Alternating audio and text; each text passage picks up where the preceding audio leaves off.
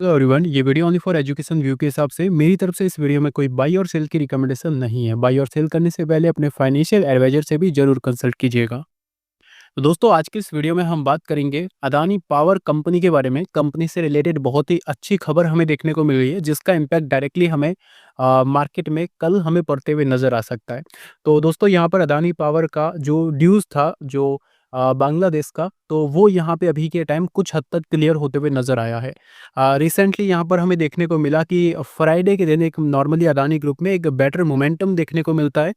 And शायद वहाँ पे हमें बल्क डील भी जो है वो इसी वजह से भी होते हुए नज़र आई हुई होगी। बाकी ये जो न्यूज़ है इसका इम्पैक्ट जो है डायरेक्टली हमें कल पड़ते हुए भी नज़र आ सकता है। तो चलिए समझते हैं कि यहाँ पे न्यूज़ क्या है और ये कितनी बड़ी न्यूज़ है अदानी पावर के लिए। तो वो भी हम इस वीडियो में समझने की कोशिश करेंगे। टेक्निकली वाइज़ एलियट वेव के अकॉर्डिंग मैं आपके साथ शेयर करूँगा कि किस टाइम फ्रेम में कौन-सी वेव यहाँ पे बन रही है, जिससे हमें क्लियर हो सके कि नेक्स्ट मोमेंटम यहाँ पे क्या पॉसिबल हो सकता है।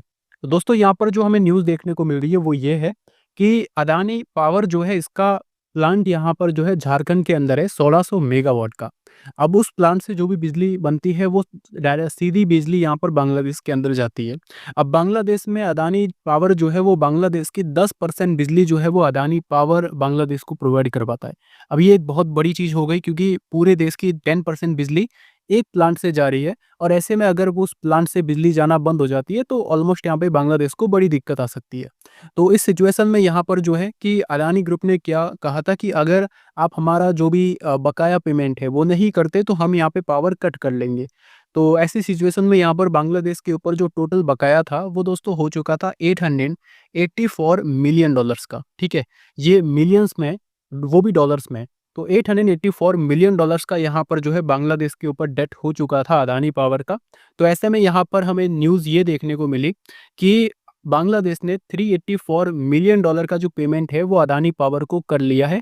यहाँ पर जो है एक मेजर पोर्शन में यहाँ पर जो है ड्यू यहाँ पर क्लियर कर दिया है। तो ये अदानी पावर के लिए भी अच्छी खबर है और बांग्लादेश के लिए भी अच्छी खबर है और आगे के जो बिजनेस है उनके लिए भी अच्छी खबर है। मतलब कि एक तो ये होता है कि 884 मिलियंस जो है वो टोटल पे ना करें और इलेक्ट्रिसिटी भी यहाँ पर क्लोज कर ले। एंड ऐसे में अदानी पावर का भी बड़ा नुकसान होता। पहली चीज़ तो ये $884 मिलियन इनका नुकसान होता। एंड दूसरा जो 1600 मेगावाट का प्लांट है उसको भी उसकी यूनिट्स दूसरे स्टेट्स में शिफ्ट करना, वहाँ पे भी इनको दिक्कत होती। बट एक चीज़ ये है कि अभी ये पेमेंट क्लियर हुआ है, इसका मतलब ये है कि आगे की जो पेमेंट्स है वो भी क्लियर होंगे। एंड ये जो 1600 मेगावाट की कैपेसिटी है ये आगे भी बांग्लादेश के लिए यूज़ होगी। तो ऐसे में यहाँ पर हमें ये देखने को मिल रहा है ऑलमोस्ट इनका जो, अगर मैं आईएनआर में कन्वर्ट करूँ तो 3400 करोड़ के आसपास का फंड जो है वो बांग्लादेश ने अदानी पावर को दिया है। एंड अब देखिए ये जो 3400 करोड़ का जो फंड है ये कैसे यूज़ होगा, कहाँ यूज़ होगा? ये जो फंड है ये यहाँ पर अदानी पावर का जो क्वार्टर वन के जो नंबर्स आएँगे, उन नंबर्स के अदर इनकम में हमें देखने को मिलेगा, समझ रहे हो? ये अदानी पावर का जो Q1 के नंबर्स होंगे उसके अदर इनकम में दिखेगा। मतलब ऑलमोस्ट यहाँ पे नॉर्मली कंपनी का नेक्स्ट Q1 का जो प्रॉफिट है उसका भी हम थोड़ा डिसाइड करेंगे कि कैसा हो सकता है। बट ये न्यूज़ हमारे लिए अच्छी है। एंड बट अभी भी अगर मैं आपको बताऊँ, $384 मिलियन क्लियर करने के बाद $500 मिलियन अभी भी अदानी पावर बांग्लादेश से माँग रहा है।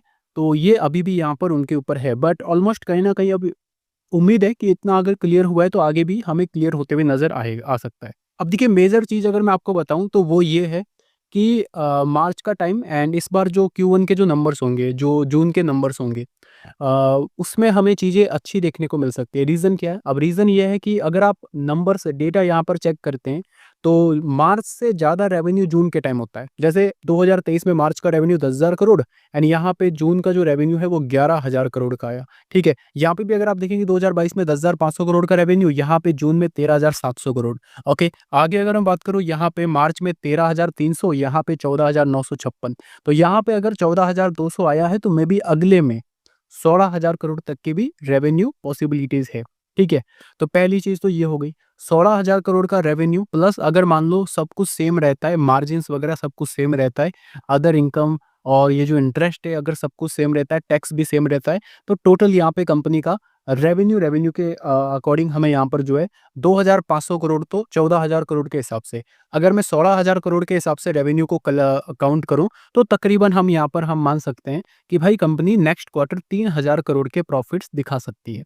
अब इसमें एक और चीज़ है कि 3,000 करोड़ का तो हमने कंपनी के मेन जो प्लांट्स लगे हुए हैं उनकी इनकम काउंट किया है। बांग्लादेश का ड्यू आया है यहाँ पे 3,400 करोड़ के आसपास। तो इसके अंदर 3,400 करोड़ का ये अदर इनकम में काउंट होगा। तो टोटल उम्मीद ये है कि नेक्स्ट क्वार्टर में कंपनी जो है 6,400 करोड़ का प्रॉफिट्स यहाँ पे दिखा सकती है। एंड अगर ऐसा होता है 6,400 करोड़ का प्रॉफिट दिखाती है, तो कंपनी का जो ईपीएस है वो 17 रुपए से इंक्रीज होगा, क्योंकि लास्ट टाइम 6,500 करोड़ के आसपास हुआ था 17 रुपए, तो इस बार हमें ऑलमोस्ट यहाँ पे 16 रुपए से कंपनी का ईपीएस इंक्रीज होगा। अगर 16 रुपए के हिसाब से कंपनी का ईपीएस इंक्रीज होता है, तो ऐसे में अभी जो कंपनी का पी रेशियो है, जो कि यहाँ पे आप चेक कर सकते हो, अभी जो कंपनी का पी रेशियो है 17 का, वो 17 का डायरेक्ट यहाँ पर 6,500 करोड़ 400 करोड़ का रेवेन्यू प्रॉफिट दिखाती है, तो ये डायरेक्टली 17 का जो पी है वो डायरेक्टली हमें 12 के आसपास 13 के आसपास आते हुए नजर आ सकता है। एंड अगर पी रेशियो कम होता है तो जाहिर सी बात है वैल्यू बाइंग हमें डायरेक्टली होते हुए नजर आएगी। एंड दूसरी इंपॉर्टेंट चीज़ कि मार्केट कैप के हिसाब से अभी भी अदानी पावर टॉप नंबर पे खड़ी है, जो कि हमारे लिए अच्छी बात है। अदानी पावर के जो शेयर होल्डर्स हैं उनके लिए अच्छी बात है। अब देख लेते हैं कि वेव्स के अकॉर्डिंग यहाँ पे क्या चीज़ें चल रही है। ठीक है दोस्तों, वेव के अकॉर्डिंग यहाँ पर सबसे पहले मैं आपको बताता हूँ बड़े टाइम फ्रेम में, बड़े मतलब मंथली टाइम फ्रेम में, मंथली वीकली, उसके अंदर हमें क्या दिख रहा है, कंपनी फिफ्थ वेव में, मंथली वीकली में फिफ्थ वेव, मतलब कि फर्स्ट वेव ऐसे होती है, second wave, third wave, fourth wave, and company अभी फिफ्थ वेव में। तो अभी ये फिफ्थ वेव रनिंग है, और हालांकि यहाँ पर जो है फिफ्थ वेव क्या होती है, थर्ड वेव से बड़ी होती है। लाइक ये आपकी यहाँ पर थर्ड वेव है, तो उससे थोड़ी ऊपर होती है। अगर थर्ड वेव में बड़ा मूव नहीं आया होता है तो फिफ्थ वेव में मूव आता है। तो थर्ड वेव में तो ऑलमोस्ट हमें मूव देखने को मिला ही है, जहाँ पे स्टॉक 900 के तक के लेवल्स दिखाए हैं। एंड फोर्थ वेव में करेक्शन आ चुका है, अभी फिफ्थ वेव में स्टॉक यहाँ पे मोमेंटम शुरू कर रहा है। तो मे भी हमें यहाँ पर क्या देखने को मिलेगा कि जो ये फिफ्थ वेव होगी, ये एंड यहाँ पर थर्ड वेव से ऊपर होगी, मतलब जो 900 रुपीज़ का मोमेंटम देखने को मिला, मे बी उससे ऊपर हमें फिफ्थ वेव क्लोजिंग होते हुए नजर आएगी। एंड ये फिफ्थ वेव कहीं ना कहीं यहाँ पर नेक्स्ट ईयर फरवरी मार्च तक कंप्लीट होते हुए नजर आ सकती है।